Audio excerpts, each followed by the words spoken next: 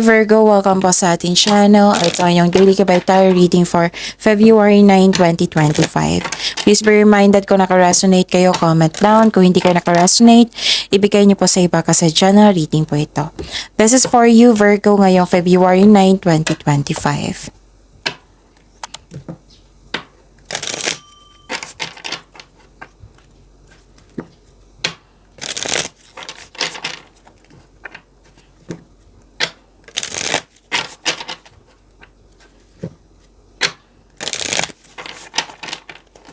Para po ito sa inyo Virgo ngayong February 9, 2025. Maraming salamat po sa inyong patuloy na suporta at maraming salamat din po sa mga hindi nag-skip ng ads. Gamitin ang reading na ito bilang gabay lamang sa mga hindi pa nag-subscribe. Subscribe na po kayo at click bell notification para malaman nyo na may bago tayong video.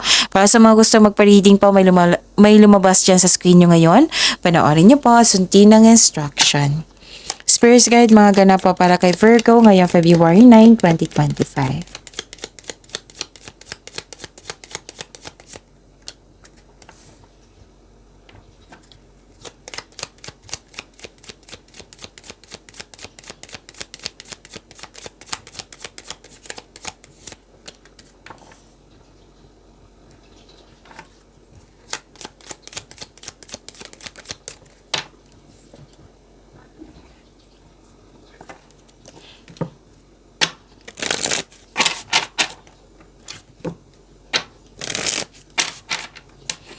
Spirit Guide, mga mensahe pa para kay Virgo ngayong February 9 pala.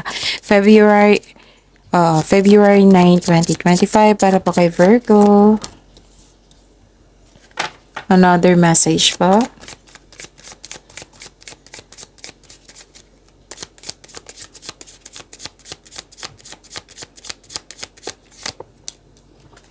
Okay, Virgo, ngayong February 9, 2025. May ending with new beginning dito. Pwedeng tumiwalag ka sa isang grupo ng tao or sa isang tao. Pwede din na nagkaroon ng separation. Pwedeng closure ito. Pwede din na end of contract. Parang nahihirapan ka dito pero tinulungan mo yung sarili mo to let go para magkaroon ng transformation. And this is what we call ending with new beginning. Nakikita ko dito na may concern ka sa matigas ang ulo or sobrang stricto na mahirap kausap. May influence ang isang babae sa araw na ito. Malaki ang kanyang influence sa araw na ito. Tapos may nakita ko ditong malalaman mo ang sekreto sa araw na ito. May malalaman kayo sekreto sa araw na ito. At may nakita ko dito nagbabasa ng libro or sa internet para may makuha kayong kaalaman. So it's an opportunity to develop resilience. There are potential risks or negative consequences to consider. Spirit Guide, ano po yung energy ni Virgo ngayong February 9, 2025? And the clarification of this card po.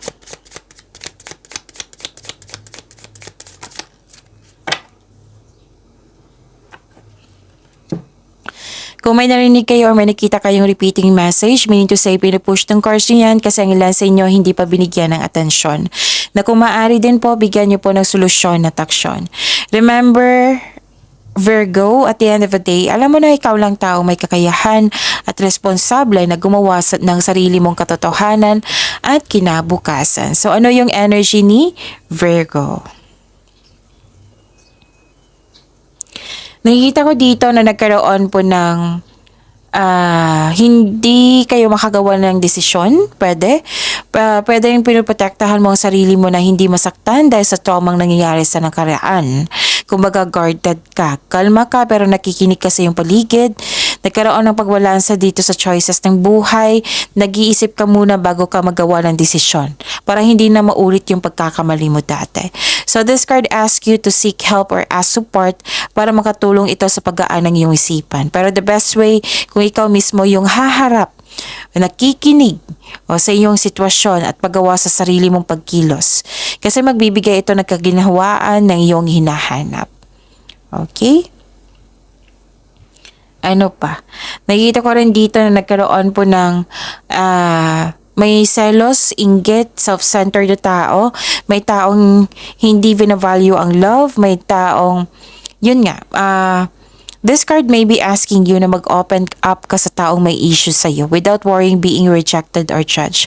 Kung may tao sa buhay mo who has proven themselves na untrustworthy sila, better to have a healthy disconnection. Spirits Guide, Career and Money po ni Virgo ngayong February 9, 2025.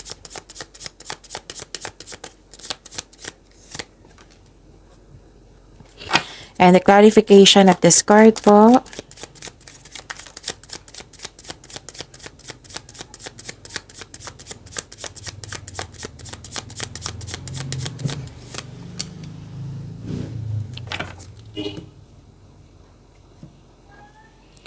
Okay. Nakikita ko dito,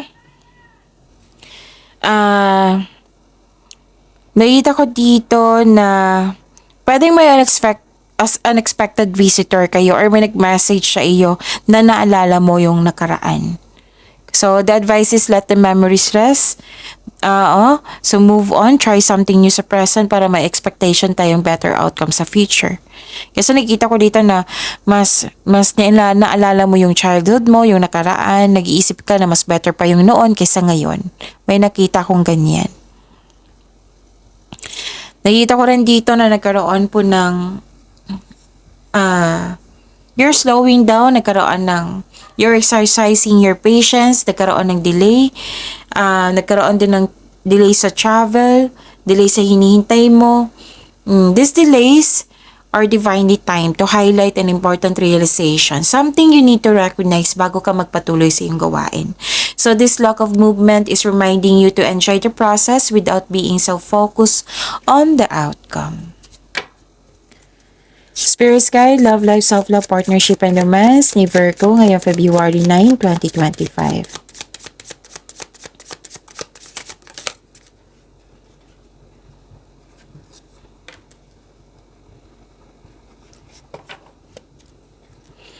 And the clarification of this card po.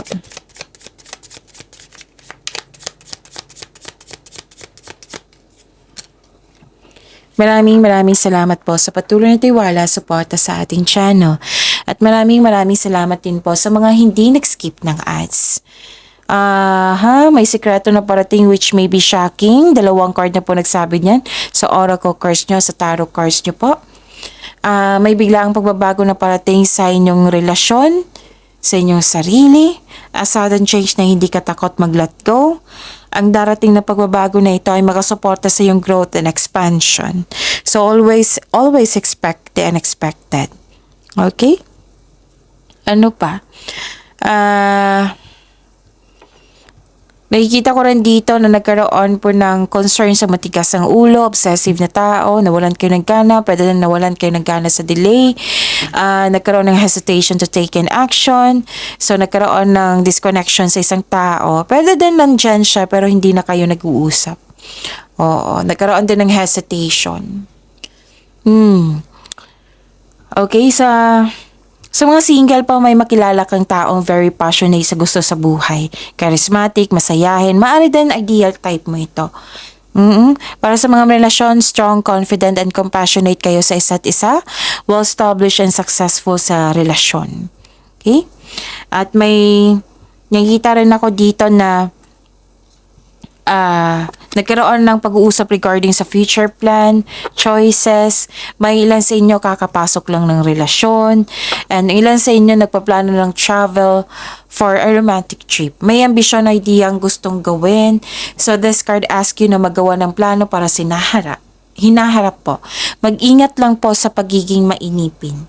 So, supportive naman yung partner mo, yung kasamahan mo dyan. And listen to your intuition. Kasi diba nahihirapan kayo sa paggawa ng desisyon?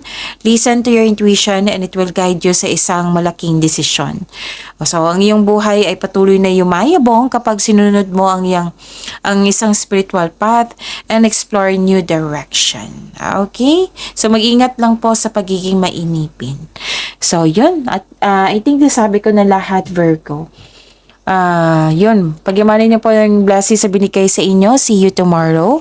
Please like, subscribe, and click po button for notification para updated po kayo sa daily tarot reading natin. Maraming salamat po.